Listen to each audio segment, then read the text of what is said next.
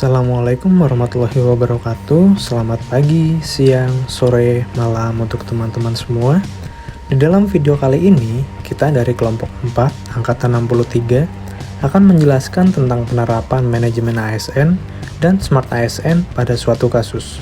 Sebelum lanjut lebih jauh, berikut ini merupakan anggota dari kelompok 4, angkatan 63.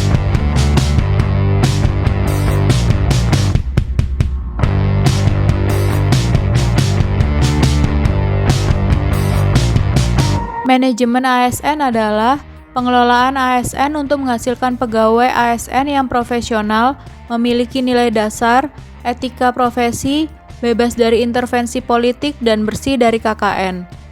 Manajemen ASN sangat perlu untuk dilakukan, mengingat fungsi dan tugas ASN sebagai pelaksana kebijakan publik, pelayan publik, serta perekat dan pemersatu bangsa.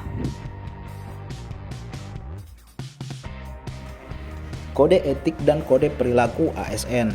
Dalam Undang-Undang ASN disebutkan bahwa ASN sebagai profesi berlandaskan pada kode etik dan kode perilaku. Kode etik dan kode perilaku ASN bertujuan untuk menjaga martabat dan kehormatan ASN.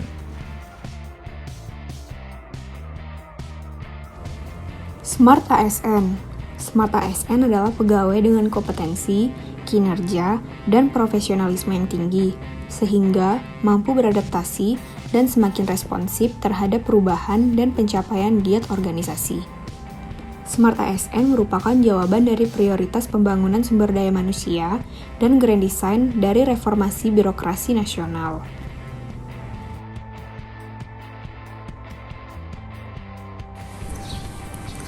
Kasus suap pajak yang sempat viral dan dilakukan oleh narapidana Gayus Tambunan. Berikut adalah kilas balik dan sepak terjangnya.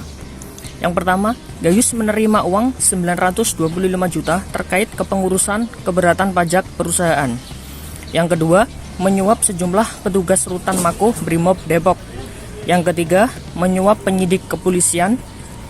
Yang keempat, menerima gratifikasi sebesar 659.800 dan 9,6 juta dolar Singapura. Yang kelima, kasus pencucian uang karena dia tidak bisa membuktikan kekayaannya.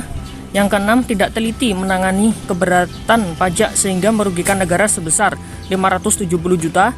Yang ketujuh, terlibat penggelapan pajak pada perusahaan PT Megah Citra Raya. Dan yang terakhir, yang kedelapan adalah pemalsuan dokumen karena membuat paspor palsu.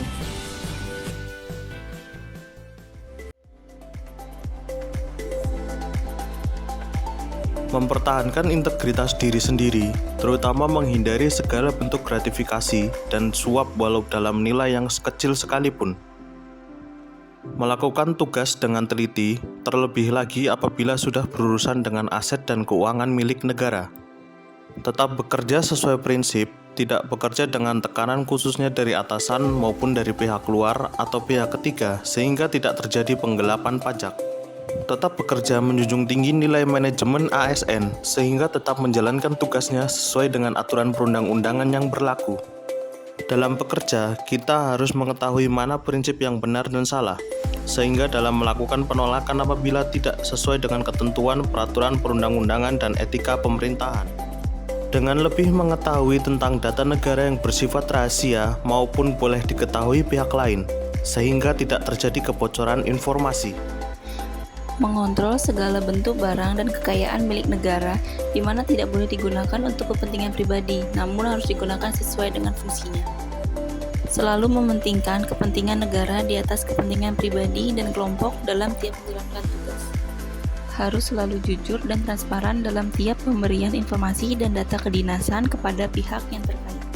Sebagai ASN tidak diperbolehkan menggunakan status kekuasaan dan jabatan dalam setiap hal yang merugikan negara demi keuntungan pribadi atau kelompok tertentu. Sebagai ASN, kita diharuskan menjalankan tugas dan kewajiban sesuai dengan porsinya masing-masing. Kita sebagai ASN tidak diperbolehkan melakukan segala bentuk kecurangan yang berakibat pada pelanggaran kode etik dan perilaku ASN.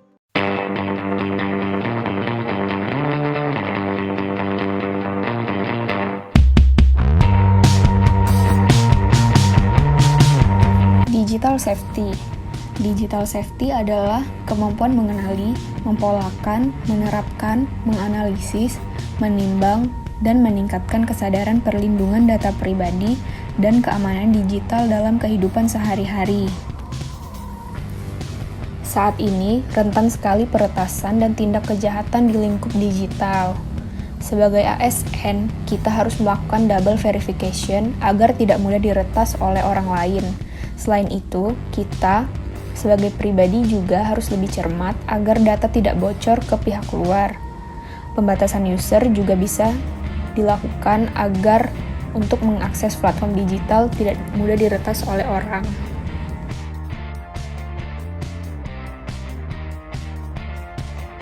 Digital ethics. Digital ethics adalah kemampuan menyadari, mencontohkan, menyesuaikan diri, merasionalkan, mempertimbangkan, dan mengembangkan tata kelola etika digital netiquette dalam kehidupan sehari-hari.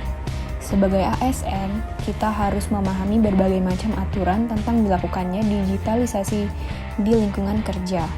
Contohnya, yaitu beretika dalam berkomunikasi di platform digital. Saat pengiriman data, dilakukan pemberian status dokumen yang bersifat rahasia atau tidak rahasia.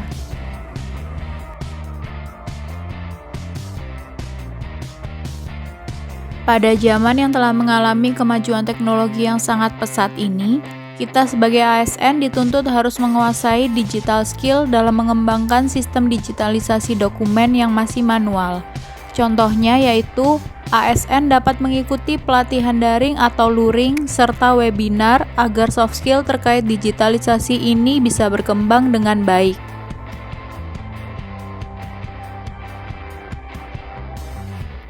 Pada zaman yang serba digital ini, permohonan dan pengiriman data bisa dilakukan oleh ASN dengan transparan kepada pihak-pihak yang terkait, sehingga dapat mengurangi potensi terjadinya kecurangan, suap, dan gratifikasi.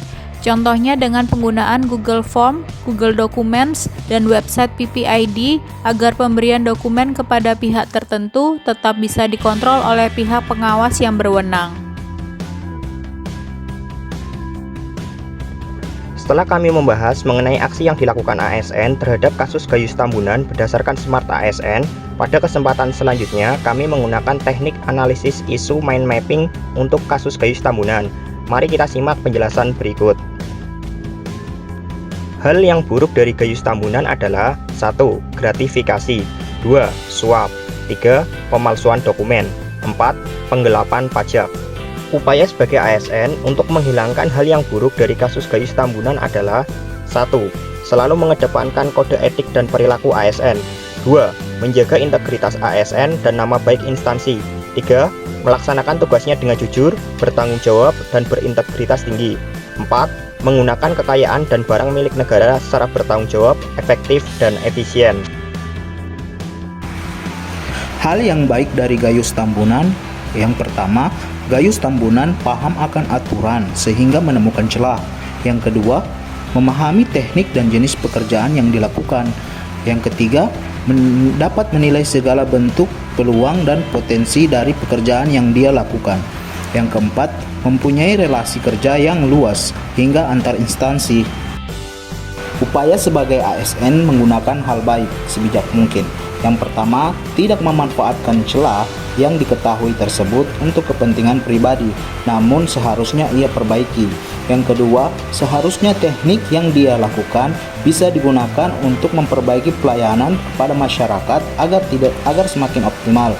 Yang ketiga, tidak menggunakan kewenangan jabatan untuk memperkaya diri sendiri. Yang keempat, dikarenakan relasi kerja yang baik dan luas, hal ini bisa digunakan untuk meningkatkan peluang kerjasama antar instansi agar dapat ditingkatkannya pelayanan terhadap masyarakat. Ya, sekian video ASN Kamus kali ini. Semoga bisa bermanfaat bagi teman-teman semua yang menyaksikan.